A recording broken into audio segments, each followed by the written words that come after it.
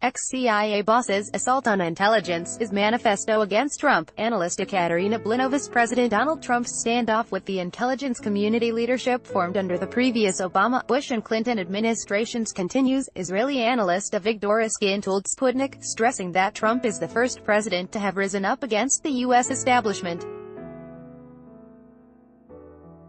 Ex-CIA and ex-NSA chief Michael Vincent Hayden has written nothing short of a manifesto, calling upon his former colleagues, including John Brennan, James Clapper, Jim Comey and Robert Mueller, to oppose U.S. President Donald Trump, says Israeli political analyst Avigdor Iskin, commenting on Hayden's book. The Assault on Intelligence, American National Security in an Age of Lies. In his opus, the retired Air Force general and former intelligence chief has raised the alarm over Donald Trump's new approach and new foreign strategy, which differ a lot from those of his predecessors. We in the intelligence world have dealt with obstinate and argumentative presidents through the years, Hayden wrote in his op-ed for the New York Times. But we have never served a president for whom ground truth really doesn't matter. Furthermore, Hayden hinted that the U.S. president is up in arms about the American intelligence community. Trump humiliated the Attorney General, undercut his national security advisor and engaged in personal vendettas against senior FBI officials. Likewise, the former intelligence chief is discontent with Trump's attitude towards special counsel Robert Mueller's probe. Speaking at ABC's This Week, in late May, Hayden said that the U.S. president is simply trying to delegitimize the Mueller investigation, the FBI, the Department of Justice, presuming that Trump is willing to throw almost anything against the wall. Copyright AP photo, CBS News, Chris Usher, former CIA and National Security Agency Director Michael Hayden. Trump-driven elite change upsets ex-U.S. spy chief. According to Iskin, it's not about Trump waging a war against the U.S. Secret Service. What Hayden is really concerned about is the ongoing Trump-driven elite change in Washington, when one team is being replaced with another.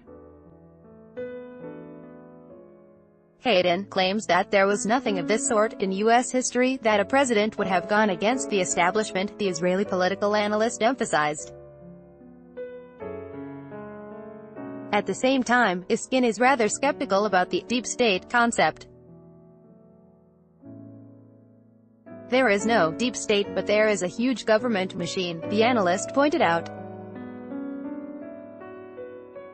The intelligence is stronger now than ever, with a budget of $70 billion provided for the National Intelligence Program (NIP) and the Military Intelligence Program (MIP). However, while enjoying substantial resources and powerful tools, the U.S. intelligence community lacks good analysis, according to the analyst. The capacity of getting intelligence data through all means is very high. But the problem is with analysis. The CIA's failure with pre-invasion data was not as horribly divorced from reality as their views on the Arab Spring or on the Iranian deal. Their brain center is damaged while the technical capacities are superb, Iskin stressed. Despite grim predictions by Hayden, the Trump administration is likely to continue working in the coming years. The Israeli analyst has not ruled out Trump's win in the 2020 presidential race. I made a prediction in the record in August 2015 that Donald Trump would be the next president. Now this sort of prediction is very easy. He is victorious and therefore, very popular in the U.S., he noted.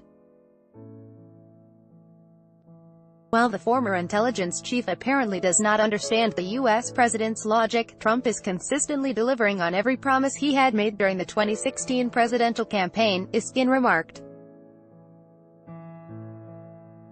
In this context, one may expect that Trump will finally turn to Russia, he added. One can predict that after the November elections, but possibly, even before, Iskin opined.